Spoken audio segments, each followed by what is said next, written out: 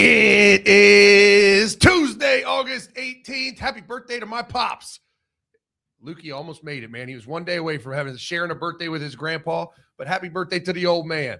But also, Ryan Day made an announcement, and people are just kind of glazing by it. I don't think they fully understand how big of a fucking deal this is, and it's the softest shit and the dumbest shit I've ever seen. He announced that Senior Day will move from the final home game to the first game of the year. That means that's not senior tackle. They move senior tackle to the bye week, which is equally stupid. But it's this soft-ass fucking notion that they need to take all this focus away from the Michigan game so it could just be another game and nobody's too stressed out. It's literally the fucking smiley face society. These fucking teachers that give kids smiley face stickers on their tests when they get an F. Because if they don't get a sticker and someone else gets a sticker, little Johnny's mommy's not going to be happy. It's fucking garbage. The rivalry is important. It is the last game of the year. And that's the last time the seniors will don that jersey in the horseshoe. And obviously when it's on the road, you move it up a week and you do the last home game of the year. But the point of Senior Day is to honor the seniors at the end of their journey, not the beginning of their final season. Shit, some of these seniors maybe have never played before. And so when they run out, people are just going to go, and then they have a phenomenal year. They're all Big Ten. And at the end of the year, that crowd would have roared when you said their name. It's absolute fucking garbage. Make no mistake about it. Moving Senior Day to the first game of the year is the softest shit I've ever heard. And I'm very passionate about it. We need to discuss it. And I'm curious your thoughts, Menace Army. Do you feel like this is a bad deal? Or do you not care? I don't think anyone's going to say, yay, first game of the year, that's awesome. I think people are going to say it doesn't matter or that's bullshit. And I'm curious which side you're on. Mention in the comments. Also, this is our new YouTube channel. The old one, we had over 40,000 subs. We're pushing 6,000 right now. Help us out. Hit subscribe and like the video. Help us get to 6K. We're almost there. And let's get this topic. We're also going to talk about the Buckeyes. We have plenty more to talk about. But I'm pissed about this Senior Day shit. So we got to discuss it. Let's get it going. Lukey, let them know what time it is, Bubba. I really want to start off by saying thank you for tuning in. Whether it's out of support, out of hate, out of interest, or out of entertainment, we appreciate you taking the time to see what this is all about. Here I am, a former college football coach that was in some historically monumental programs. I have no desire ever to get back into coaching. That gives me the greatest gift in the world, freedom to say anything.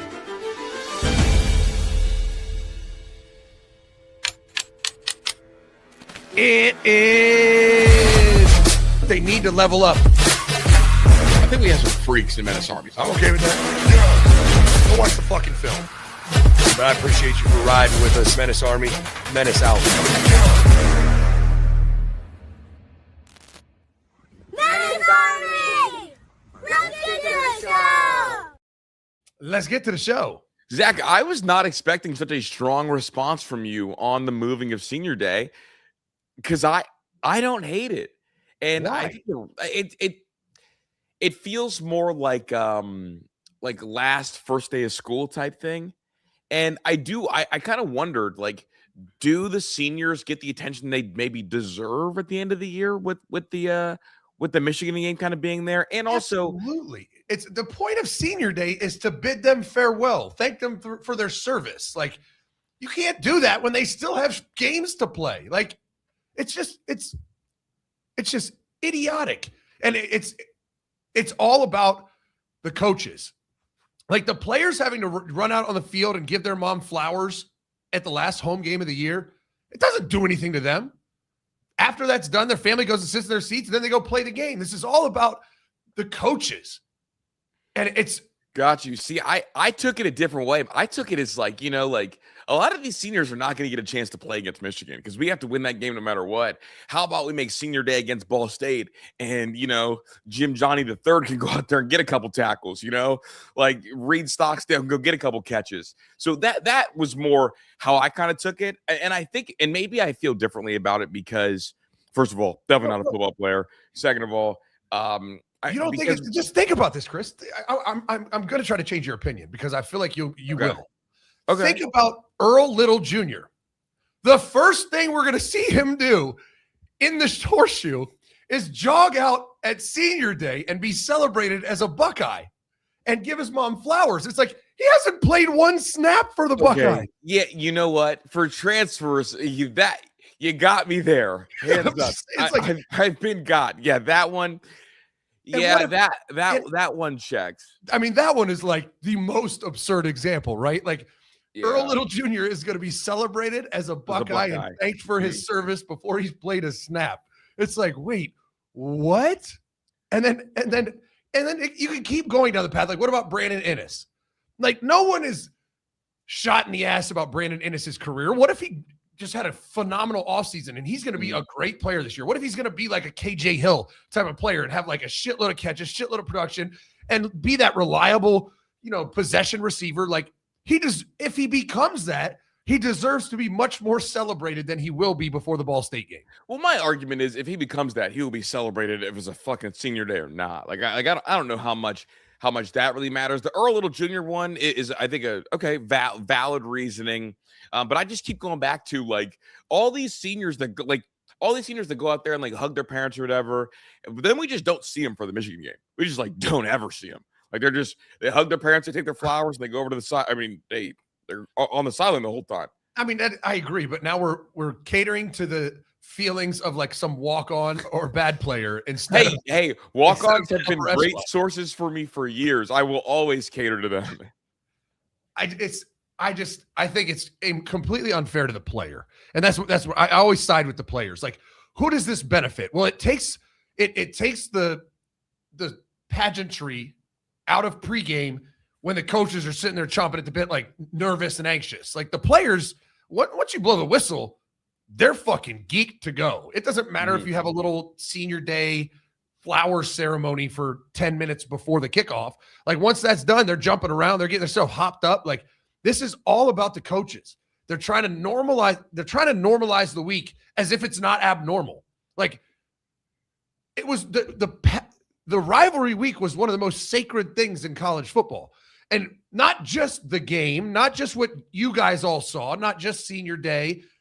Senior tackle was the Friday before Michigan. And Ryan moved that to the bye week because he's trying to minimize the rivalry. Mm-hmm. But the senior tackle was so important because one, it was like the last time you're going to hit the sled or whatever, tackling dummy, right? Before the regular season's over, right? Last time, and then, then you go to bowl prep, postseason, all that. And it was emotional. Kids spoke. Like, I felt like it brought the team together. I think it strengthened the team heading into the rivalry week. And I mean, the Sunday before the rivalry week, Posh can attest, the band would come over and do Script Ohio with the players. Like, there's so many little traditions that made that week so special and made it what it is and made it why it's the greatest rivalry in all of sport. And Ryan's trying to move them all away because I think to minimize the importance. So if they lose, like he doesn't get death threats or something. It's like, I guess I'm not all the way there with like why Ryan moved it in terms of like being scared of Michigan. Like, that's my question. Why do you move it? Well, we moved it after we beat Michigan, right? So I think like that maybe makes me take a step back a little bit. And I guess like other teams are also doing this. Like Ohio State's not the first team to move their senior day. Who else did? Georgia did. Georgia moved their senior day, I believe, a year or two ago to the beginning of the season as well. And so, like, and I just know that because as a Georgia Tech fan. Georgia's 2026 football senior day is taking place Saturday, November 28th against Georgia Tech. Oh, no, they definitely moved it up. I'll look it up right now. I just looked it up. No, here I have a score article up, and it said there are currently 3 teams that don't have their senior day at the last week of the year. Georgia, South Carolina, and Ohio State has joined them. Well, AI seems to think it's for the Georgia Tech game. Regardless, I mean, it doesn't really matter if Georgia moved it or not. It's the concept is just it's idiotic. Yeah, I'm not super mad about it. I do think that traditionalists I guess when you describe it the way you did, I think it is fair to be upset over. They're not moving senior tackle though, right? Again, like they're keeping senior tackle, I think, a week back. No, at the bye week. They do it the bye week to not detract from any other. But at that point, senior tackle is stupid. Like and that's where Ryan Day, I'm sure he understands what the tradition is. But this tradition, I don't even know when it started. I should know that. But I know Woody Hayes did it. And my grandfather did it. John Cooper did it. Jim Tressel did it. Urban Meyer did it. Like, why are you fucking with some shit that's been going on for 75 years, at least? But like the point of it was like an emotional, it's a part of your journey as a college football player. Like, it's emotional. Like, damn, I put my blood, sweat, and tears into this. And this is a ceremony to honor all that blood, sweat, and tears. And it's the last time you're going to hit a tackling dummy. And it was always that last week of the year because, back in Woody Hayes' day and even my grandfather's day, there was only select number of bowl games. Like, if you lost 2 games, your last game of the year, there was no postseason for you. It was Michigan. So it truly was the last time you were going to hit a tackling dummy. And unless you go to the NFL, like for life, like you're never going to do it again. And so it's like something that it's stupid now. It's in the bye week. It's like, why am I hitting this fucking tackling dummy? I have to literally go to practice on Monday and hit the tackling dummy. Like, this is dumb. It just stripped the tradition of what it was. Do you know, how did they decide to do it? Was this just a purely coach's decision or did the players vote on it as well? Oh, I don't think one player would have voted to move it. Really? Okay. No, I don't think. Got you. My players loved it. And like, just imagine you go through, what is it, a 14-week season. You get 2 bye weeks, I think. Mm-hmm. You go through not only 14-week season, but the 28 practice training camp, like grind all year long. You're sitting there after 11 games and you're going into the rivalry game and everything feels different. It's not just another week because the band comes on Sunday. I mean, you just played a game on Saturday. You would go to film Sunday, go to practice Sunday. After practice, it's not a typical Sunday. The band shows up. You do Script Ohio with them. You start to really bleed that Buckeye blood. You live the tradition, right? It's almost magical. And then you go out brutal Tuesday, Wednesday practice. And then Thursday after practice, boom, senior tackle, emotional. Seniors thanking everybody, the trainers, their coach for their career. And I'm getting chills. It is so different. And it's what makes that game so different. It's not fucking Illinois. We did Script Ohio, senior tackle, senior day. Now it's time to go beat the fuck out of who we hate the most. Yeah. It's just different. And Ryan is stripping all of that away. And I hate it. This is the quote from Ryan. But when we look at the things that go on that weekend, the way things have changed, there are some things that we've thought about. There's already enough distractions during that week. So this was just one more thing that we felt like we could move. It is unique having people talk about the senior day as like a distraction because him referencing it as that is a lot different than how you talk about it. Yeah, but he's also not a Buckeye. I mean, not a born and raised. Urban Meyer, I bet you, is fuming mad right now. Woody Hayes turned over in his grave. My grandfather certainly did too. There's an honor and a tradition at Ohio State, and you don't fuck with it. And this is fucking with it. They've been doing this for decades. Yeah. And it's like, it's not your place. You're just the head coach for now. Everyone is just the head coach for now. You don't fuck with tradition. Like, what there next? is? Let's rip out the trees in Buckeye Grove and put a nice garden in. I mean, what else you want to do? Tear down the rotunda. Let's make the horseshoe an oval. Like, what else do you want to do? Fuck the Buckeye Lee stickers. They're distracting. You know what I mean? Like, it's like the quarterback sees too many colors. Take the stickers off. What else do we want to do? Let's change the colors. How about purple and yellow? Let's go LSU colors. Yeah, you have not convinced me, but I definitely see the reason for the outrage. I know you agree with the Earl Little point. Yeah, the Earl Little point was a bar. That one got it. I was hoping for there's like some, off the top of my head, I'm like, maybe there's like a senior that hasn't really played much and has a chance to be a big time player this year. So I'm scanning the depth chart. I was like, oh shit, Earl Little Jr.'s never played a snap. Yeah, literally never played a single snap, and he's going to get celebrated as a Buckeye as he comes out. I hope they do find a way to honor the seniors though on that Michigan-Ohio State game. I hope so. The greatest part of it is like every other year, senior day is the week before, right? Because senior day is obviously the last home game. Yeah. Every other year, it's the week before the rivalry or the rivalry game, right? So if they play Michigan on the road, they're generally home the week before. Like 2 years ago was Indiana, I believe. Wow. Or no, 2 years ago. It was Michigan 2 years ago. Yeah, it was the national championship year because Michigan was in the horseshoe. Oh, okay. Whoever they played the second to last week last year, it was 2 years ago, 3 years ago. It all hurts my head. That's what it was. Rutgers, yeah. Well, that's an easy one. Ryan didn't care about moving that one.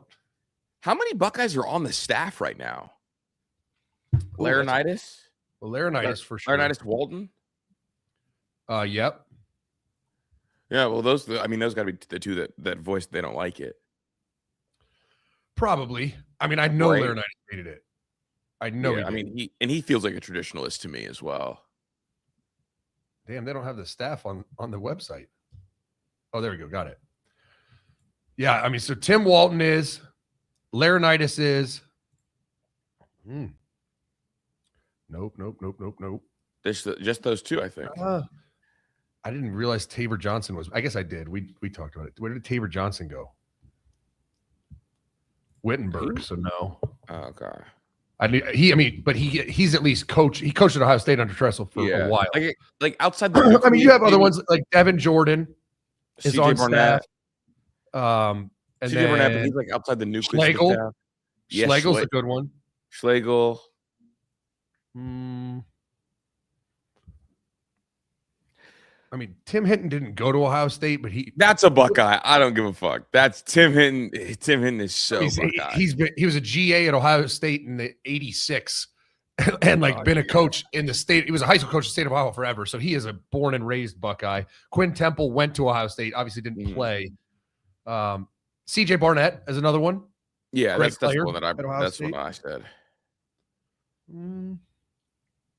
That might be it. So there's a handful. Big CJ Barnett guy. I just know, and I saw it on the timeline. Like former players, like, yo, what the fuck are we doing? Like, what? This debate online has felt like a new age Buckeye versus old school Buckeye. Yeah, because I didn't feel any emotions about it at all. What about you, Pat? Did you feel a way about it or not really? I mean, I'm of the belief that it should still be held for the Michigan game. I think that, to me, that's a tradition that I don't see a reason to change. Like, I get people I don't get upset, or I don't get why people are upset with putting the, Chase patch on the logo. Like, I think that's a necessary thing to change tradition wise. Yeah. And just the nature of college football as it is. With moving that, I just feel like it's stupid. There's no need to change that. So I feel like, maybe I guess I'm in minority here, and that's pretty rare. That's pretty rare. Yeah. I just feel like what buzz is there going to be for senior day at noon? I get it's the home opener. And it's just optically, it's just such a bitch move. Like everyone's saying, oh shit, that man saw Michigan got a real coach and started sweating. And so he moved senior day. Like, I don't know. I just feel like there's not going to be the same buzz in the stadium for senior day when it's at 12:30 kickoff against Ball State than it would be against Michigan. You know what I mean? Yeah, but then you're going to get to see the seniors play. You know what it is? What's more important? You know what it's like? Have you ever watched Hunger Games? Yeah, hell yeah. Like before they go into the Hunger Games, how they bring out all the warriors, the pageantry. Yeah, the pageantry. That's what senior day was. It was like before this epic fucking battle of arch nemesises. Mm-hmm. You got to watch your greatest warriors come out, receive their flowers, and then buckle up and get ready for fucking war. And I guess the thing is, a lot of them aren't our greatest warriors. Is my point. But also, Chris, but most of them are. But also, again, every one of those seniors should play against Ball State regardless. My thing is that if you're the senior that's not going to play, the Michigan game then means something to you because you get honored before the game. It gives you it gives them meaning before that game rather than, all right, yeah, I know I'm going to play against Ball State anyway, or at least I hope I do. Get a couple and who the fuck's coming? Yeah, like your grandparents are going to be like, oh, Ball State, that's a long drive. Yeah, but tickets are affordable, more affordable. Well, they get tickets. They don't need to pay for tickets. Oh, yeah, you're right. You know what? Y'all got it. I'll take the L on this one. I'll take the L. I think it was all the tradition. I honestly think, Chris, if you like had a conversation with Curtis Grant about it, he would convince you entirely. Well, yeah, as someone who did it, Mhm. like, and I think he was one of the ones. He might have just texted me. It might not have been on social media, but I mean, the players were like, "What? Yeah. What the fuck is that?" No, Curtis Grant can convince me. I mean, Curtis Grant can convince me of a lot of things. I mean, you and Patrick just convinced me. So, and I've heard Curtis. I'm curious in the chat what the chat thinks. You got a poll, Pat? Yeah. So right now, I said, do you care that Senior Day was moved from the Michigan game to Ball State? No, people do not care. 67%. Yes, people do care. 33%. So the Army is actually siding with Chris. Well, that makes sense because I'm speaking from a place where I've watched these players do it, and my players did it, and I'm really speaking for them. I don't give a fuck. And as a coach, I didn't give a fuck when it was. I just think for the player, it's like kind of head scratching. Like, what? Why the fuck are we doing this game one? Like, yeah, no, that's real, and that checks. I guess the other side of it is, well, I just want to win the game no matter what. Optically, it does make Ryan Day look a little soft, but we did beat them last year, is what I keep telling myself. We did beat them last year. We did, but the head coach was a gooner. Yeah, he was. Ryan Day still deserves credit for that one. I know, bro was gooning, but the gooner got him the year before. All right, some AP questions. I think when the AP poll came out, Zach, what was that like for you inside the Woody? Like, did you guys care about that kind of thing? Was it the buzz? Was it the talk? Because seeing that number one, I mean, shit, dude. Like, this is the first time preseason number one since 2015 for you guys. Really? Yeah, that's how long it's been. No shit. 2015. Of all the years. All the years. This doesn't make sense. In the last 20 years, Ohio State has never had more question marks on the – well, they've had more question marks on the field, but the number of question marks they have on the field coupled with the toughest schedule they've had in 20 years. It just doesn't make sense to me why this year. It's not that they don't deserve it. It's not that I don't think they will be. It's just like of all the years, this one? You picked this one? Like it's just wild to me. But no, when you're inside the facility, I mean, I think a lot like you said yesterday, like when you first see which we I guess never did, 2015 we did. You first see you're ranked number one in the country, you're like, fuck, like rat poison. Like you don't want that. Like you want to be chasing something, seeking something. You don't want to be anointed before you play a game. But other than that, I only looked at it to see like because you're in such a bubble. Like Ryan Day is in such a serious bubble that he doesn't know anything. I mean, they studied some opponents in the offseason, but Ryan Day has no clue how good Auburn is. Like if you told him Auburn was 5th in the country, he'd be like, oh shit, they got it going again, huh? It would not be shocking to him because he has no idea.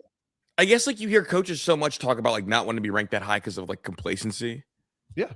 And so I wonder, like, is Ohio State susceptible to that, or did the way the last year ended kind of make them immune to that? I think last year, the ending how it did, there's not much you can do to for them to like lose sight of the fact that it's there's fragility here. It's a fragile thing. And Zach, not only were they first place, it was kind of by a landslide. I don't know if you saw. Did you see all the teams that got first place votes? Yeah, I saw it. Ohio State, Oregon, Indiana, Notre Dame, Miami all got first place votes. Here are the numbers. Miami got 1 first place vote. Notre Dame got 6 first place votes. Indiana got 8 first place votes. Oregon got 14 first place votes. And then Ohio State got 40. I know I'm pessimistic, like just because that's the way I am, because I want Ohio State to be the most elite team ever. So I often look at flaws and try to evaluate and see how they could fix them, just try to achieve perfection. But that blows me the fuck away. 40 first place votes. Like, man, they must think Ian Moore's going to be a fucking stud. You know what I mean? Like, it's like they have to. But it makes me nervous because how many times how many times has someone went wire to wire? Like started the year with number 1 and won the national championship. 2017 Alabama. Only time it's happened in the playoff era. Damn. So that's how rare this is. That's why it's like it's almost like a curse, right? Yeah, it is. It is a curse. It absolutely is a curse. And I'm sitting here, and it's like I'm happy that this team will not be complacent. But at the same time, I'm like, damn, like I don't want to start at number 1. I want to be able to climb up a little bit. And also, like, I wanted Texas to be 1 or 2, like for that week 2 matchup. But I don't know, they man. did the same thing last year. Remember, Texas was 1 and Ohio State was 3 in the AP poll last year. Penn State was in between them. Yeah, so Penn we didn't State get the was 1 versus 2. Yeah. So you got 1 versus 3, which I was okay with. But then I think, after we beat them, we were number 1, right? Yeah. That's how it worked. And obviously, like we know what happened at Penn State. Dude, how it's crazy it's only happened 3 times since 1990. So in your lifetime, it's happened 3 times. Well, what year? Because it might just be twice. Bama it's 3 times. Bama 2017. Okay. Reggie Bush's USC in 2004. Okay. And then Florida State in 1999. I think that's Warwick Dunn, Peter Warwick, like that whole crew. Yeah, so it's 3 times in the last 36 years. It's just that's why it's almost like the kiss of death. Like you see it, you're like, oh no, why'd you do that? Please no, but at least it's happened 3 times, and I think we're about in line for a 4th time because the 2017 Alabama was 9 years ago.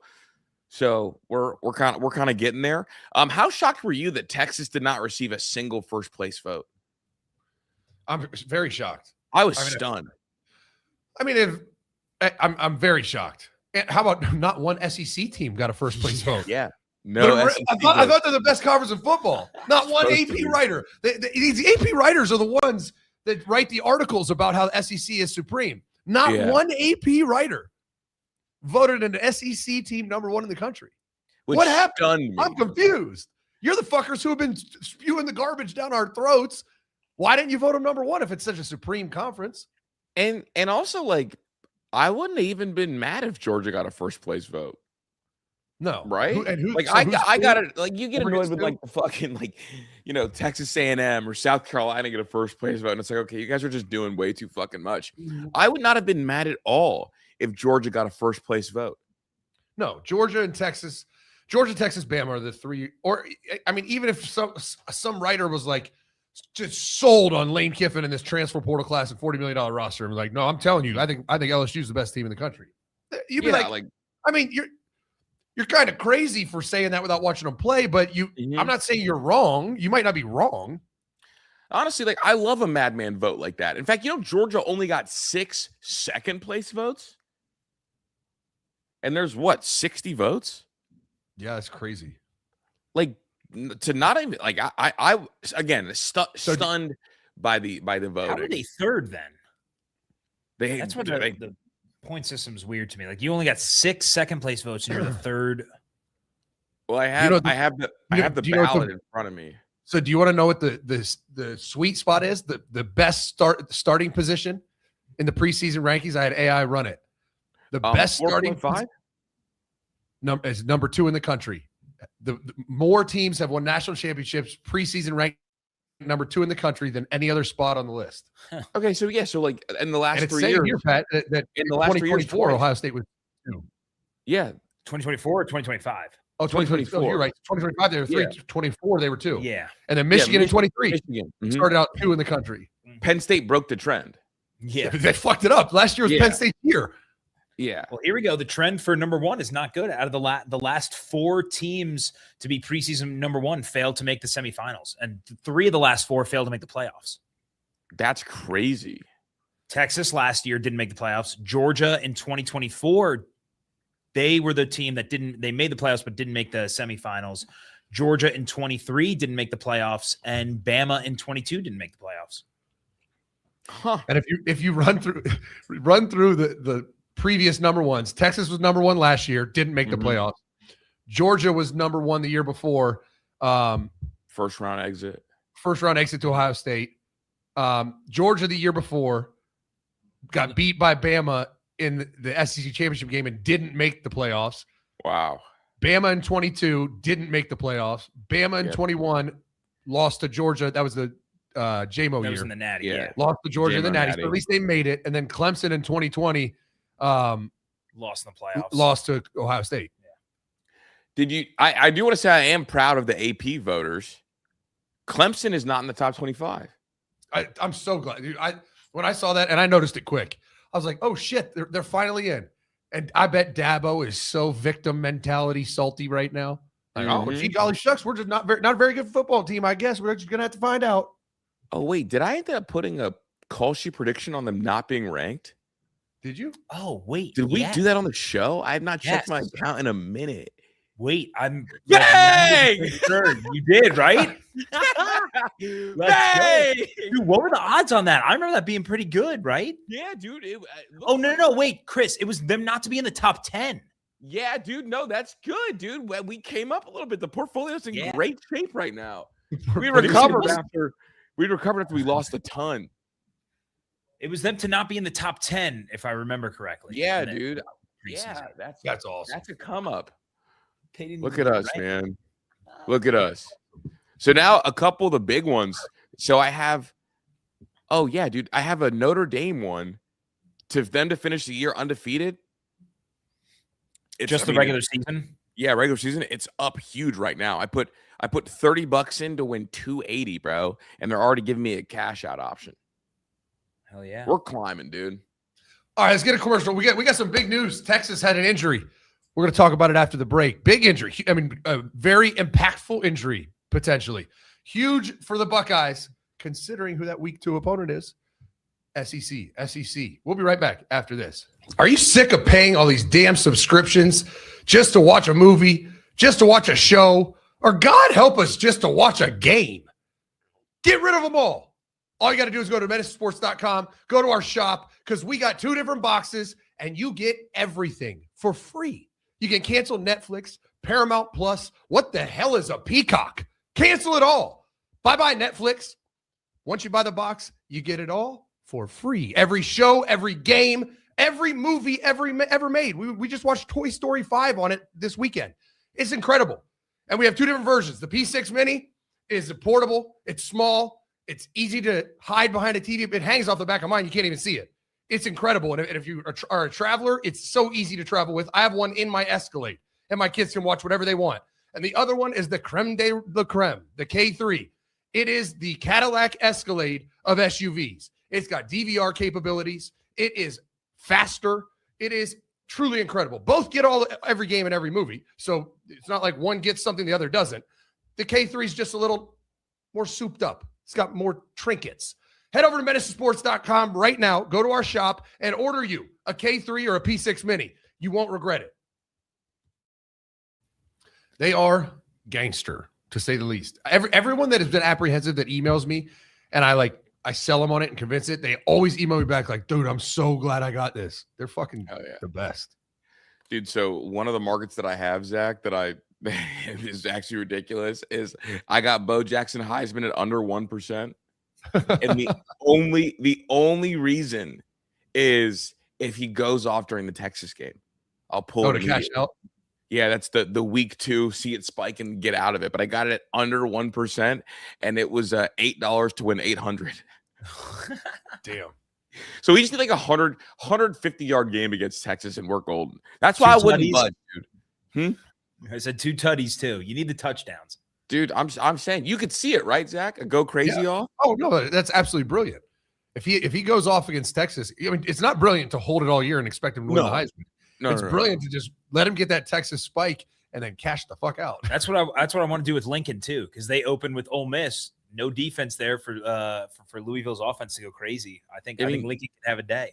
I mean, you likely could get that at under 1. I mean, that's under 1% also. Like this is Ahmad Hardy under 1%, Bo Jackson under 1%, Jaden Baugh, Kevin Jennings, and Kawan Lacey all under 1%. Who does Missouri open up against? Yeah, Missouri's a trash schedule, so I feel like even if he goes crazy, yeah, he's not gonna have the numbers. But Kawan Lacey, like a running back's gonna end up being near there at the end. Like the top 2 running backs on here are him, Bo, and Kawan and Ahmad. Dude, so we didn't really talk about it AP poll wise. We real briefly, but Indiana's outside the top 5 to start the year. Each of the last 4 times the reigning national champion was ranked outside the top 5. That team finished the season unranked. 24 Michigan, 20 LSU, 11 Auburn, and 2008 LSU. So the AP voters kind of knew, but they felt disrespectful ranking them lower. I don't think that's going to happen. I don't think Kirk Cignetti has it in his being, in his fibers, to finish a year unranked. I mean, he took over an Indiana team that was fucking awful. Yeah. and went what 11-1. Yeah. So in here his we go. first year. And Here think the about f- what each. Go ahead, Pat. Oh no, I was just gonna say, can you name each of those 4 coaches there where those teams, fell outside, the top 25 by the end of the year? That's what I was gonna say. I was gonna say like these like the other examples like 2024 Michigan. They lost all that on defense and they lost their head coach, and then a scandal was kind of looming. 20 LSU, dog. Jamar Chase saw Miles Brennan throw 2 balls and was like, I'm scared of COVID. Jamar Chase has literally never, ever feared for COVID ever in his entire life. Never. 2011 Auburn, that had to be the year after Cam Newton, right? It was. Cam Newton's gone, and he was the only NFL player on that entire offense. And then 2008 LSU, who was their quarterback? Zach Mettenberger that next year? Who was it in 07? Who won it? I have no clue. I just remember Todd Beck. Wasn't it Jamarcus? No, I don't think Jamarcus. I thought Jamarcus was before that. Yeah, Jamarcus didn't win a natty. Jamarcus So was we're talking 05. 2000. What? It was 2007, 2008 LSU. 2007 was the national championship team, and then 8 was the team that didn't start in the top 5. So 2007 was Matt Flynn was the quarterback. Oh and then God, let's go. Yeah, and then 2008 was they switched between Jarrett Lee, Jordan Jefferson, and Andrew Hatch, dude. They didn't have a quarterback in 2008. Yeah, they had all of them, dude. And fucking Jarrett Lee led the conference in interceptions. Crazy. That's gross. To have 16 interceptions and only 1,800 yards, that is fucking horrendous. But yeah, all those teams lost something. This team, I feel like you want to talk about a feat. The feat that James Franklin pulled off last year is almost unmatched. Since the AP poll started or expanded to 25 teams, since the AP poll became what it is today, the top 25 in 1989, only 16 teams that started in the preseason top 5 plummeted to unranked. Only 16. God. And James Franklin is one of them. That is incredibly impressive. That is so fucked. That is so fucked. And like, I don't know how bad or good they're going to be, but yeah, no, they're 180 teams total, and he was one of them. It's time for him to regroup. I am monitoring Texas camp pretty closely. I'm sure you are as well. But Absolutely. Left tackle Trevor Goosby left practice Monday with an apparent knee injury. And just a quote, "At this time, I do not know the severity of the injury. Goosby is scheduled to undergo testing Tuesday morning, which should provide more clarity on his status." And then I mean, it's best case scenario, it's Edric Houston, right? Worst case scenario is out for the year with an ACL, MCL.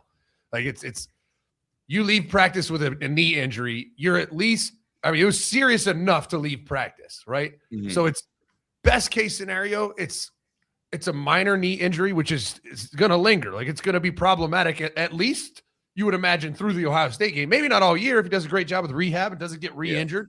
Maybe he could be, but you'd think that's going to be impactful. If he's not, and that's best case. Worst case is obviously he's out for the year. So he did do the testing this morning, and the reporting are after the MRI on his left knee, he's been diagnosed with a bone bruise, and his timetable for a return will come in the near future. For a bone bruise for a 300-plus pounder, how severe is this? How much time is he going to miss? He's a great player, by the way. Like, he's going to be a first or second rounder. Yeah, dude. I mean, he started, so he played as a redshirt freshman, started all year last year as a redshirt sophomore, and he's going to be a likely 4 and done. I mean, because he redshirted, it's not a 3 and done, but it's for a lineman, 4 and done is pretty significant. A lot of linemen come back for a 5th year. Mm-hmm. It's significant. I mean, he's their franchise fucking tackle. 6'7", 325. Like, he is what Ohio State doesn't have right now. He is that pillar at tackle, and he was really fucking good last year. I mean, and he's going to be the guy. Honestly, like, if you're Kenyatta Jackson, you want him healthy and you want to play, because if you beat him, that's proof that you can be an NFL player. Because again, like this is like a legitimate first. This is a first rounder. Like the tackle that are athletes, that are nasty, that kind of mauls things. So I mean, again, like exactly a bone bruise for a 300-pounder. Like, Do you think he's going to be 100% for the game? Is he going to play in the Ohio State game? Yeah, he'll play in the Ohio State game. I mean, yeah, I would What imagine do so. you- As long as nothing's torn in there, he'll be back. Yeah. And bone bruise is like saying, you got a hamstring strain. It's like, all right, well, how severe? Like a hamstring strain, you could be good in 2 weeks if you do great treatment and don't run a lot. But also a severe hamstring grade, you could be, down and out for a long time. So I don't know, bone bruise, like how severe is it? Like likely he'll play against Ohio State if it's just a bone bruise. I would imagine likely to be 100% by then. We got a month almost. Yeah, I guess like in my head, and this might be totally medically inaccurate, when I hear bone bruises, I think that's a pain tolerance thing. Yeah. To an extent. Got you. Because like for me, like hamstring is like, oh, you could actually tear that and make that worse. And I could be medically way off. But like bone bruise to me just says like, all right, how much pain can you take? Because and the reason I think that way is because of boxing, like bruised rib cages were never viewed as like, oh my God, like you can't continue. It's like if you're tough, you'll weather through it because there's nothing wrong. It just is you're in pain. Yeah. But I think it's a little different when it's your knee. Just because of Yeah. movement, you know what I mean? Yeah, definitely not a medical expert, big dog. Like, no. But yeah, I think that it is pain tolerance, but I think there's a little bit of swelling, which might hinder your movement a little bit. Okay. And don't get me wrong, they'll shoot his ass up. Like he won't feel no pain against the Buckeyes. Like he'll be well medicated.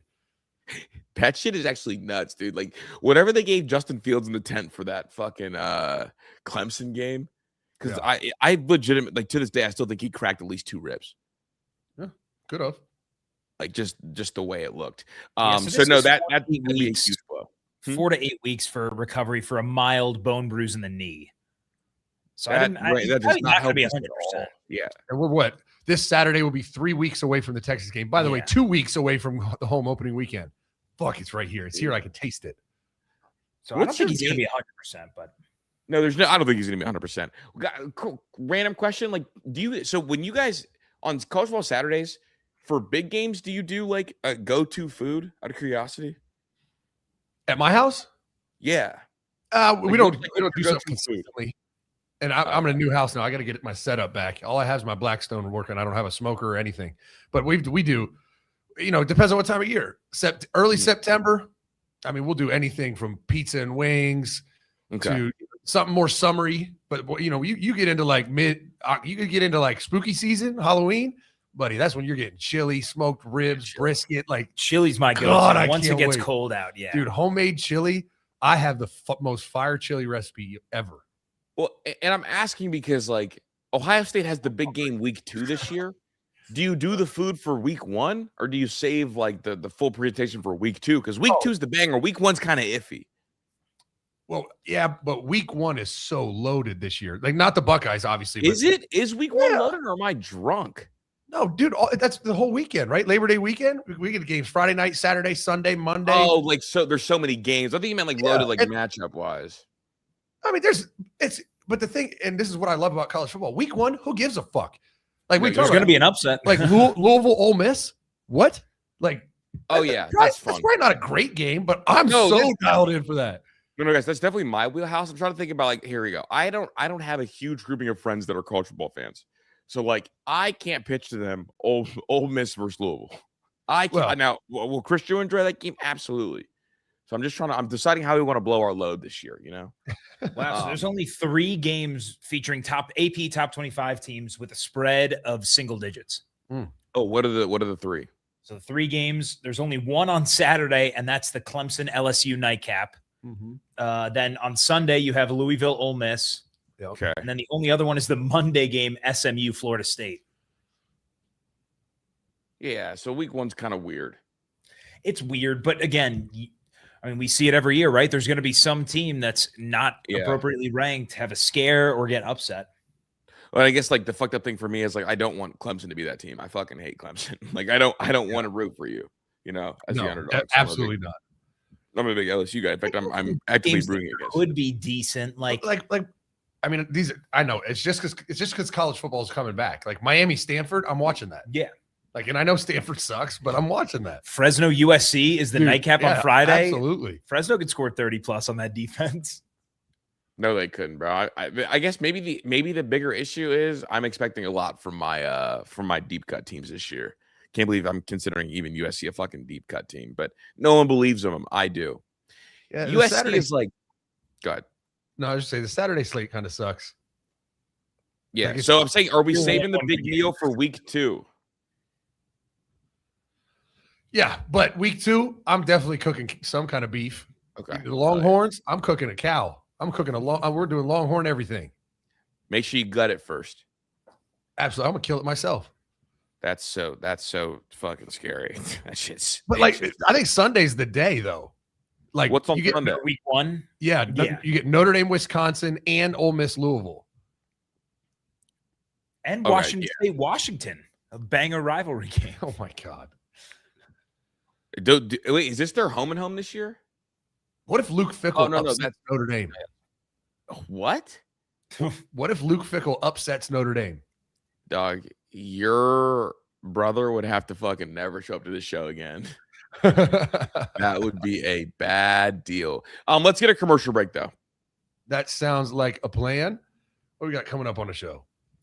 Dude, I have some. I think Kirk Herbstreit is rage baiting. Oh yeah, Kirk Herbstreit sounding off on who's going to be the face of college football next year. Who is going to be, I guess, the Fernando Mendoza of 2026? Kirk Herbstreit weighs in. We'll get to that after the break. We'll be right back after this.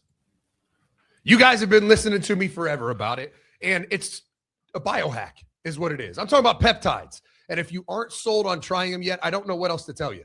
They are incredible. From retatrutide for fat loss, BPC 157 for healing, CJC 1295 for human growth hormone, and the newest one I'm adding is NAD+. NAD+ literally turns the food you eat into cellular energy and repairs damaged DNA. NAD+ transfers electrons in the mitochondria, acting as a shuttle to power virtually all bodily functions. And it activates enzymes that fix genetic damage and protect cells against stress. It also signals cells. It is, I don't know what it's an energy peptide. I'm talking about you will be the highest level of energy you've ever had if you add NAD+ to your routine. Whatever you want to do, just ask AI. Say, here's what I want to do. What peptides are best for me? And we got them all at menacetofitness.co. Go over to menacetofitness.co and start your journey. It's truly unbelievable what it's done for my body, for Justine's body. It is incredible. And if you haven't checked it out yet, you will eventually. I'm just trying to encourage you to start now. It's never too late. We have the best products on the market at the least expensive prices. You can't beat it. Go to menacetofitness.co right now. Check it out, man. Peptides. Dude, fucking killing it. So many people are getting on them, and I'm so pumped to spread the wealth. And someone messaged me, are you going to stop selling because Eli Lilly sued 6 companies? I'm like, fuck no. That just motivates me more to sell them. It's like even Big Pharma knows they're legit. Yeah, But I got to mention it though, Chris, before we go. This is what I do at commercial break. I flip through my only preview magazine I get, the Pick 6 preview. Brett Ciancia does it. It is fucking incredible, outstanding. I'll start throwing some facts out on the show in it. But if you just reminder, if you're going to pick one up to get ready for the season, go over to pick6preview.com and use promo code Menace to get 10% off. And I'm telling you, you get it. It's the digital copy. It's on my iPad. It's fucking awesome. It's a great read. Always is a great read. Okay, I do want to play this video because I read the quote. But Kirk Herbstreit's kind of been on this about who the face of college football is going to be. And I'm curious kind of your take on it. Now, the clip's a little bit longer, so bear with us. But go ahead and play this whenever you get a sec. Yeah, let's go. I don't know. Like if I asked you right now, who do you like in the SEC? Doesn't it just come down to quarterback play? Like there's so much equality at skill and defense. It's just like, I don't know and the SEC's loaded with quarterbacks. Well, and it feels like the quarterback play is going to be better because the guys that were getting broken in last year, like Arch, are more comfortable. But like, it's interesting. I was thinking about this because I did a mock playoff, and I said I got to take a swing, so I put Michigan in there. Yeah. But I dropped Ole Miss out, and I immediately regretted it because I was like, wait, I just dropped Ole Miss out and left Oklahoma in. But do I trust Trinidad Chambliss more than I trust John Mateer? And I think I do. Like Trinidad Chambliss, to me, he I think is going to be the face of college football this year. I think he's as good as the sport has to offer at that position. He's the guy I would trust the most. Totally. Right now. Like based on the way we watched him play this last 2 Because I'm not an NFL GM. Like, I'm not worried about if I am stocking a college football team and you're saying pick a quarterback. Hard to beat him. That guy's a stud. And the way he does it too, right? I mean, I love his story too. I mean, think about Ferris State. How does that happen, right? Like none of us. I was sitting here this time last year. We were previewing Ole Miss. Austin Simmons. I was on the field when he led them against Georgia. How do you not think he's going to be after getting a taste? And that wasn't great weather that day. And he just went ding, ding, ding. I was like, oh my God. I was standing on the sidelines. I watched Jackson Dart go into the locker room. I'm like, well, this game's over. It's over. All of a sudden, the lefty comes in. I'm like, who's this dude? And meanwhile, he's Missouri's starting quarterback now. I know. When he went down early last year, I was like, just like we did with Dart, I was like, oh, well, Ole Miss, that was a cute story. And then here comes Trinidad Chambliss. So it's impossible to know. Face of college football. Crazy. Trinidad Chambliss. I think that it's a projection, but I mean, the kid threw for almost 4,000 yards last year, 22 touchdowns and only 3 interceptions, rushed for over 500 yards and 8 touchdowns. Like, the kid was sneaky, legit. And no. I think he's a good player, Jack. I think there's a difference between like really good player and face of the sport. You know what I think when I think face of the sport? If I line up a group of players, different tables, what table is going to have the longest line? And the table is the Jeremiah Smith table. Oh, yeah. That's the face of the sport. I think we're going to sneak in the Trinidad Chambliss face of the sport thing. I think it's like him like poking and needling at Ohio State fans because I think that's what he does. I think it's like the kid who roots for the Steelers because he hates his dad. His dad's a Browns fan. That's what this is the equivalent of. That's fair. But I mean, I also think we're forgetting. A lot of people are forgetting that Lane Kiffin left. They're not forgetting that he left, but they're forgetting that a lot of Trinidad Chambliss' success was because Lane Kiffin's offense is one of the better offenses in the country.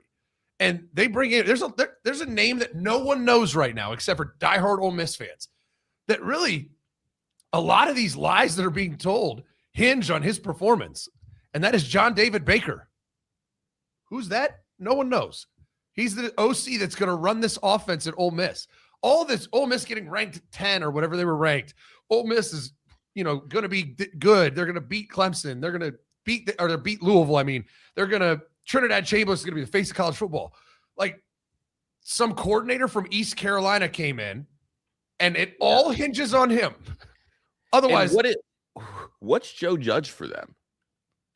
What's Joe Judge? Yeah. What do you mean? Like, what is he on their staff? He's quarterback coach. Quarterback coach. Okay, so here we go. And head coach of the offense. Now, I meant to ask you this actually probably about a month ago. What the fuck does that mean? It's head coach of the offense, but not the offensive coordinator? Because in Ohio State land, like my DC is my head coach of the defense, and my OC is my head coach of the offense. So what is he? Like, who's calling plays? The coordinator should be. I mean, I guess you never really know, right? But it could be anyone. I don't. And we've dove into this topic so many times. Like, did Brian Hartline call the plays? Like, there's so many ways the plays can get called. But if you get the coordinator title, you're supposed to be the play caller. And then Joe Judge being the head coach of the offense is almost like being the CEO boss, right? But your coordinator still runs the offense, but you're just in charge of everything. Now, that might not be the case. He might call plays. I guess they can do it however they want it. That feels weird to me, Zach. Mm-hmm. Oh, it feels like maybe they wanted someone with NFL head coaching experience to join Pete Golding, maybe because Pete Golding's a first-time coach. It's one of the things where you have two different titles. Technically, offensive coordinator means you coordinate the offense. You run the offense, right? And head coach of the offense just means you're a CEO type. Like Ryan Day is the head coach, and then you have an offensive coordinator. But Ryan Day he has called plays. Yeah. So like, it's up to them how they're going to do it. But one of them has a bullshit title.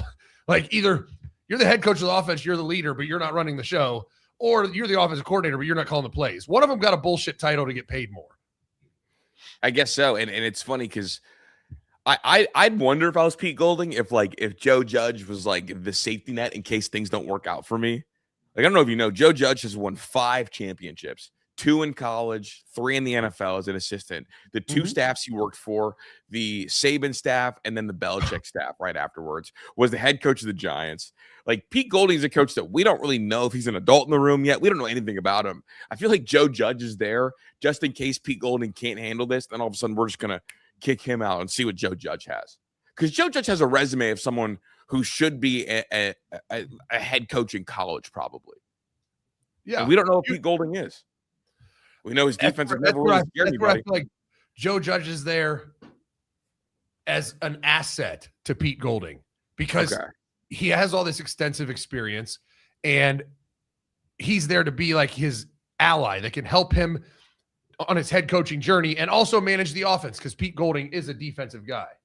Yeah, it just feels like I'd be looking over my shoulder if I was Pete Golding though. This is like if the Browns hired Mike Vrabel.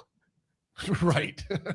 That's what this is. It's like, you're here and I know people don't believe in me and people like you. I don't really know. I don't know. So yeah, but anyway, I'm not high on Ole Miss this year, and I don't think Trinidad Chambliss is the face of the sport. Just naturally. No, but the question is, like, if he was the face of the sport, wouldn't Lane Kiffin have like done anything in his power NIL wise to get him to come? If he was the face of the sport, he would have been at LSU if he was the face of the sport. I mean, on paper, Trinidad Chambliss is a better quarterback than Sam Levet. Like at every stop. Higher completion percentage by 6%. I mean, if you want to double Sam Levet's numbers because he only played 7 games and Trinidad played 14, he has 700 more passing yards. He averages almost 9 yards per attempt. Sam Levet's at 6.8. He would have 2 more touchdowns and half as many picks. Like, he's just a better quarterback than Sam Levet. You'd think. Let's not forget, though, there's some animosity between Lane and Trinidad. Without a doubt. I mean, Trinidad went out and balled his first start. And right after the game, Lane's like, nope, Austin Simmons is still the starting quarterback. You're like, wait, what? Austin Simmons didn't look that good. That kid looked really good. They have the weirdest relationship ever, bro. Like, it's so because but then Lane Kiffin did go after him, but obviously didn't give him the dollar amount that he would have wanted. So who knows on that? Real quick, Cignetti came out, obviously was catching some bullets last week for all the cancellation of games. And he said, hey, if Notre Dame wants to play us, we want to play Notre Dame. I'd like to play Notre Dame. They have to come to our place twice, and we'll go to their place once since they're not in a conference. I feel like he says the right things. And if you're Notre Dame and you are the big brand that you claim you are, that should be 3 home games for you, right? Because going to – how far are Indiana and South Bend? Ooh, that's a good question. I don't know. I mean, I've been to both randomly, actually. But like, if Notre Dame is the brand, 3-hour drive. 3 hours. Oh, if Notre Dame's the brand they claim they are, they should take over Indiana Stadium if they went there twice, right? Yes. I mean, I would think so. But thoughts on Cignetti saying that he would like a home and home +1 against Notre Dame? Do you believe him, or is he just saying it to get under their skin? Is he rage baiting? I think he's rage baiting. Me too. And doing a good job at it. Yeah. Doing a really good job at it. And then last thing I want to hit before we get to commercial break, even though this is not an NFL show, I will always talk about the NFL. Arvell Reese, the highest defensive grade amongst first-round rookies in the preseason with a grade of 88.2 via PFF. It's because he was, of those guys, of the players that went in the top 10, I think he had the highest bust chance just because he never fully played the position, not because of his talent or ability, just because he never played full-time DN. And I guess he's really not with the Giants either. No, and they don't know what to do, actually, because they like him rushing the passer, but they also like him come through the A-gap. So they're kind of like placing him all over the place, which you worry about like development. But he can truly do both right now, Zach. So he can. And I really hope the Giants unleash his potential, because I don't think Ohio State even came close to scratching it. I mean, how many times did he actually pass rush? I mean, his most pass rush attempts were week 1 against Texas. 7, right? He had 7 in that game. Yeah. And we were watching him like, oh my God. Remember I got on the show the next day and said he's the best player on this defense, not Caleb Downs? Yeah. Oh, yeah. Oh, shit. So, fucking hell. But yeah, so highest graded week 1. Rookie of the year. Yeah, Better than pass- Carson yeah. Schwarzenegger. 13 snaps week 1. Damn. So good, bro. Played 16 games and only had 119 pass rush snaps. Breaks my heart. That's like an average of 8 a game. Ew. And against Miami, we just made him play Mike and didn't even really do it. So Yeah, I mean, he had 9 pass rushes against Miami, 2 pressures. So like against Indiana, he had 6 pass rushes and 2 pressures. Like 33% of the pass rushes, he pressured Fernando Mendoza. Like That's absurd. absurd. But Win rate. to be fair, that was all Kurt Signetti. They'd have him as the edge ready to pass rush. He'd motion a guy and Arvell would have to expand out and he couldn't pass rush anymore. Like shout out Sig and Shanahan, man. hey, Sid kind of got that pencil out on Matt Patricia. Yeah, he did. He did box Matt Patricia up. That shit's fucked. I don't want to think about it. Let's commercial break. We have 15 super chats on the way. So let's go. We'll be right back after this. It's almost here. It's August. It's the month of training camp, and football is right around the corner. You want to get prepared? You want to be a real football junkie? Slide over to menacesports.com and jump into the film room. Bourbon and Ball is in the past. We're still going to do a couple, but we are now full-fledged on into previewing the college football season. It's all about learning about what really happened. Because the problem is sports media gets you confused, right? They talk about Arch Manning like he's some legend and this number 1 overall prospect, when in reality, he was just average last year. We're going to break that down this week. Arch Manning's on deck. We already did Josh Hoover, the Indiana transfer. You want to find out who Indiana's getting? Come dive into the film room. It's on the website. Once you subscribe, you have access to all year last year. Every game that we broke down last year, plus every Bourbon and Ball this offseason. We did Josh Hoover. We did Dante Moore. We have done a plethora of quarterbacks. It's time to get ready for the season. And there's no better way than all 22 film, you and I breaking it down together. So jump over to menacesports.com. And right now, you get $50 off if you subscribe for a year. I think it's $25 a month, whatever that is, times 12. But we'll give you $50 off if you sign up for the full year. One-time purchase, man. You get this entire preview month, plus the entire season. Every week, we break down 4 films minimally, and you can have it all with a little discount. So go to menacesports.com right now, sign up for a year of the Colonel tier, and get the film room, Bourbon and Balls, past film rooms, upcoming film rooms. Get it all. Jump to the website. Go get it done right now. You will not regret it. And as always, this has been a standing offer. Never has it not been offered. If you subscribe and you start watching it and you say, damn, this is not worth it. This is not what I thought it would be. Send me an email and I'll Venmo you your money right back. It's a money back guarantee. That's how good this shit is. menacesports.com. Go check it out. There you go. Check it out. Check it out. Did some super chats. Jack Salubi, thanks for the 2. Will Pound Town come back for this season? I doubt it, but maybe. We're discussing. We actually haven't discussed it. But yeah, I mean, me and you kind of have half discussed it. Yeah. I doubt it. I mean, we did it for a year and it didn't really go. We're like, all right, Pat and I have better things we could do. I mean, just, honestly, I'll just tell him I might end up putting a show on there. Yeah. No. Chris, there might be a show on that that channel, but Humongous, thanks to the 2. Is this the year DB33 finally starts at OSU? D2 Heisman loading. I hope so. Good kid. Great kid. And I think he's really talented. Yeah, give me that D2 Heisman. Humongous, thanks for the 2. Name the 6 NFL teams that are not a city. I just saw this and I can do it now. I was going to say, I know this one as well. Can you do it, Chris? Because I just did this yesterday. Go. What you got? No, you got to go, Chris. Name the 6 NFL teams that are not affiliated with a city. No. You're not even going to try? No. Why? Dude, it hurts my brain, dude. No fun. Is it like do we mean like states then? Yeah, just think about there's only 32 teams. You're on the right track. You got a 60-second timer. Go. You got 6 of them. Do the Jets and Giants count? Nope. No. Because they're technically New York City. But they don't play in New York City. I know. That one's kind of fucked, but. No, but it's still a city name. Yeah. Think of states. You're on the right track.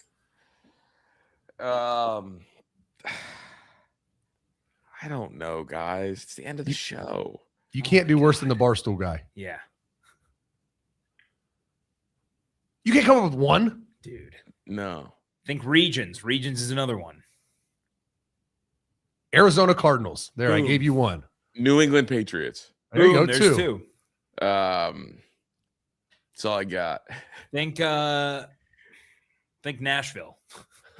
Oh, Tennessee Titans. Okay. All right. Now what are the other JJ the other McCarthy. three? Yeah, there we go. JJ JJ McCarthy, ass. The only one that's bullshit. So I got all 5 in like 30 seconds. Well, there's 6 of Okay. them. No, there's not. That's bullshit. Tampa there Bay is. Buccaneers is But the Tampa. city is It's not in Tampa, Tampa. Bay. City's not Tampa Bay. Oh, How is but that if any you different? Play in the How's fucking that- ocean How's that any different That's- than? How's that any different than New York though? because the Tampa Bay is the actual ocean, the Bay of Ocean. It's not talking about the city. Where Exactly. New York Giants, they're talking about New York City. Mhm. It's bullshit. There's only 5 in But my are they opinion. but I got all who 5 in are like you- 30 seconds. They're talking about New York State because they're in New Jersey. I know, but they're saying they're affiliated with New York City I don't understand how that's different than Tampa Bay. because Tampa Bay is not a city. There's New no York city City that's is a Tampa city. Bay. There's no Tampa No, Bay. City? Tampa Bay is the body of Oh water. my God, Tampa that's is so city. semantically homosexual. That's what I'm saying. It's fucked up, but yeah. Brother Trucker, thanks for the 5. I wasn't mad about senior day, but Zach got me fired up. We should fire Pat out of protest. I agree. Silk and Steels, thanks for the 5.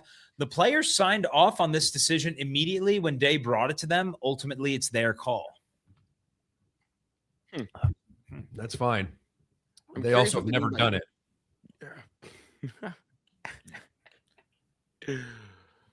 It is optically funny, like crying before playing Ball State, and that's fucked up of me to even That's what I'm say. saying, dude. It's just like it's not going to feel like real. No, it's fucking stupid. Yeah. It's so dumb. Southside Big Elk, thanks for the 5. It's fucking stupid. Ryan Day is never beating the soft allegations, and they are honoring Tressel that day, so the seniors don't even get their own day. What the fuck? So That's right. That's the Tressel Ring of Honor Day, right? yep.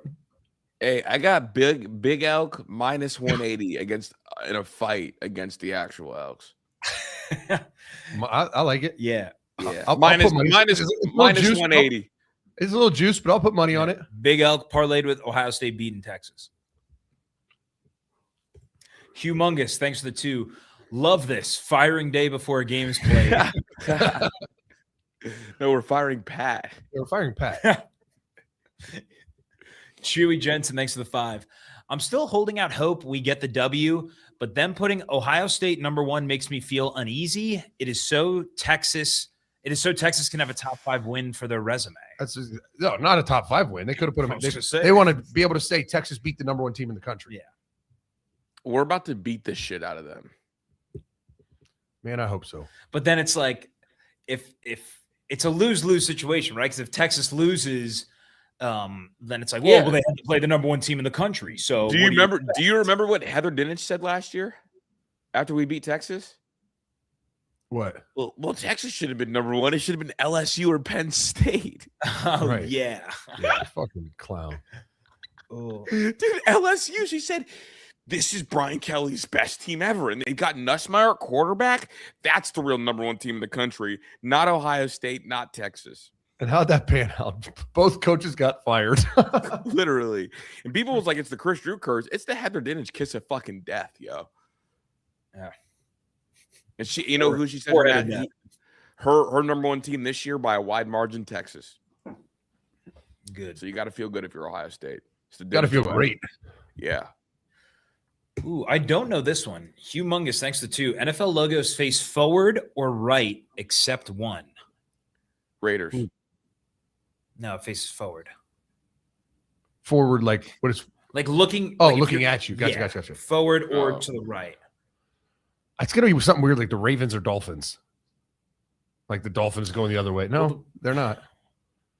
Damn it! I hate. Bro, someone trivia. said I feel like every time Chris has a bad take, God puts another patch in his beard. Hey, fuck you.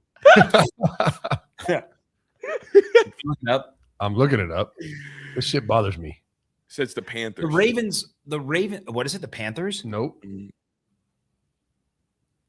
Eagles look Eagles. The Eagles. The Eagle goes left. Eagles. Okay. The Ravens one is tricky though because they face left on one side of their helmet, depending on which way the players. Yeah, it's just when they put the logo on screen, right? Okay. Yeah. Because that's everyone, right? The Dolphin goes forward on both, right? Yeah. Yeah. I guess that's. I think they all do. Yeah. I don't know. To me, the Ravens logo always looks funny when the players are facing the other way. I don't know. That's just the one that always pops in my head. That was my first guess with Ravens. Elks, thanks to 2. X-rays negative, just a strained shoulder. All good. This dude's fucking funny. I'm glad, Elks. I'm glad. Keel said, thanks to 2. What do we think Elks did to hurt his shoulder? He got beat up by big Elks. Humongous, thanks to 2. Played with his thumb to Elsa, which caused a crash. Jesus Christ. Elks was in a car crash. Hey, now it's fucked up. Now we're the bad people, yo. What the fuck? You guys can't make jokes about people's life accidents. It's just funny because Elks literally sent that super chat like anyone has any fucking idea what he's talking about, other than people that are in the text chain where he said what happened. It's just fucking bizarre behavior. TV, thanks to the 5. 12 p.m. OU versus Michigan. 3:30 p.m. Mississippi State versus Minnesota. 7:30 p.m. Ohio State versus Texas. Week 2 is the Big Ten versus SEC Challenge. Save the meal for that.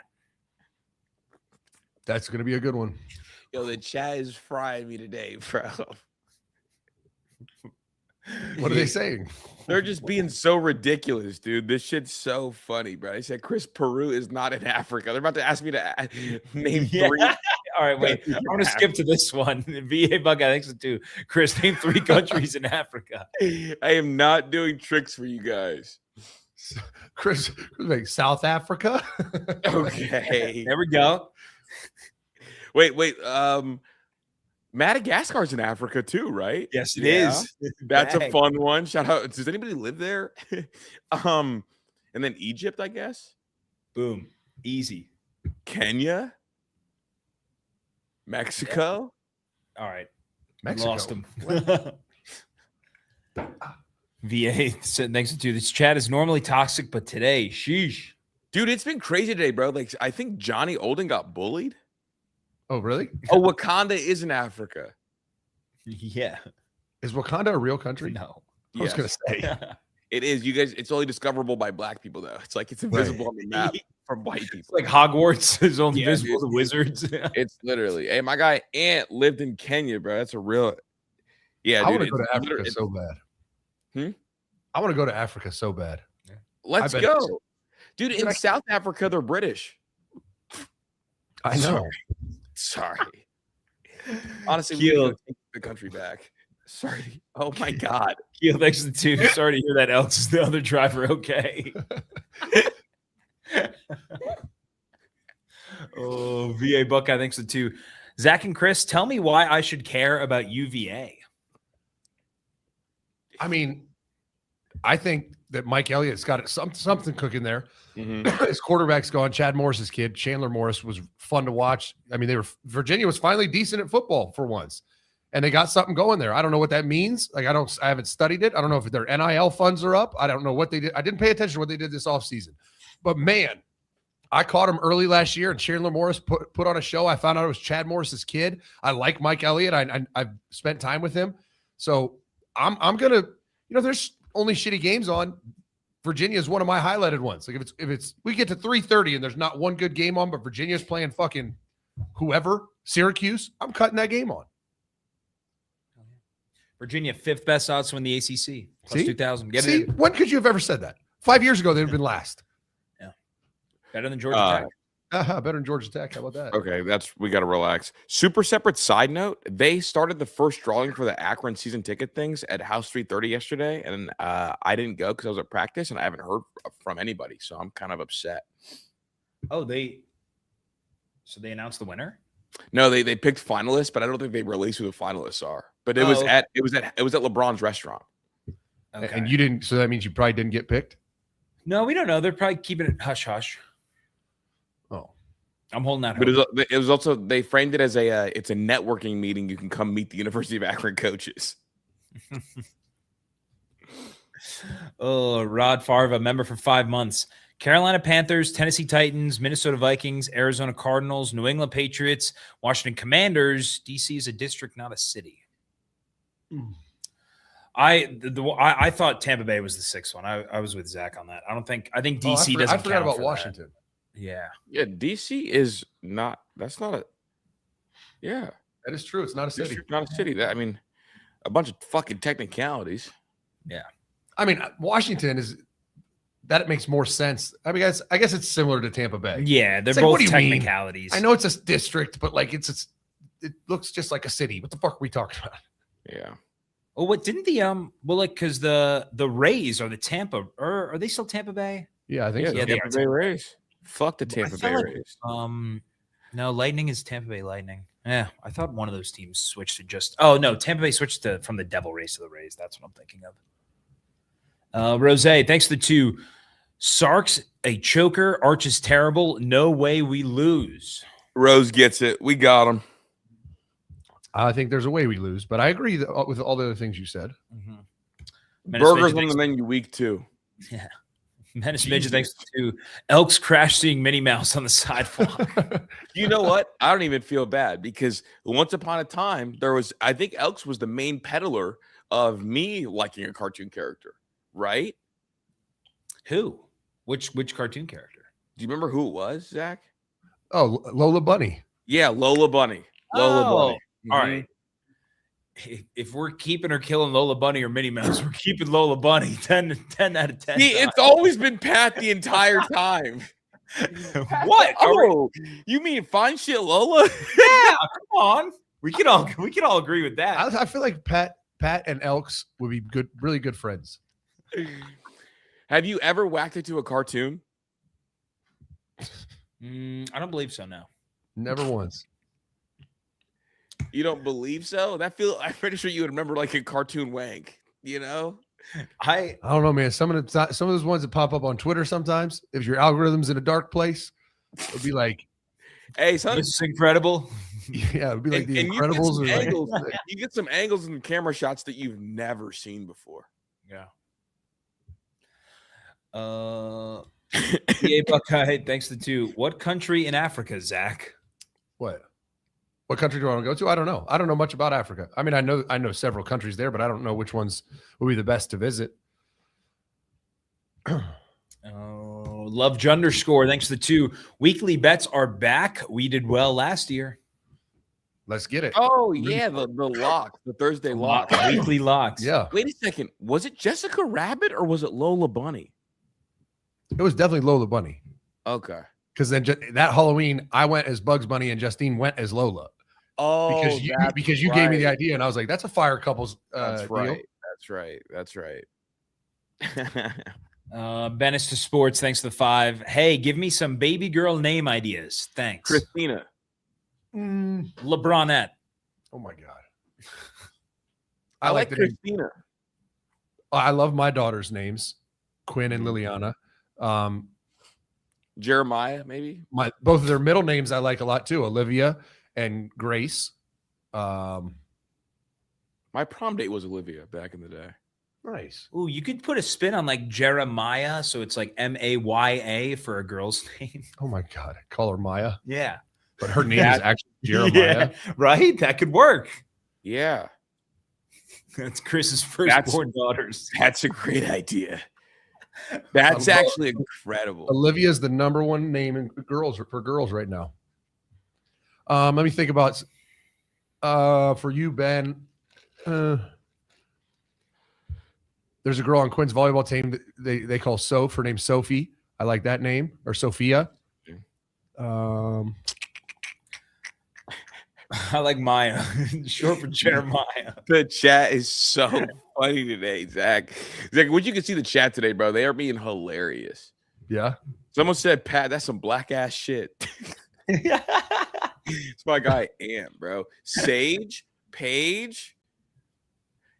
You can name her Angel after Angel Reese. VA Buckeye, thanks to 2. Cape Verde, Zach. I'll look it up. Isn't that a salsa? Pat, you're so cultured. That's all we got super chat wise. Get us out of here, Zach. All right, I'll look at the African countries later. We'll see live at noon every day. Make sure you hit subscribe. We're trying to get to 6,000, trying to push to 10,000 by the end of the season. Our YouTube channel got deleted, so while you're here, just before you leave, hit like, hit subscribe, help us out, and get to reach our goals. Help us in the algorithm too. We appreciate you, Menace Army. Menace out.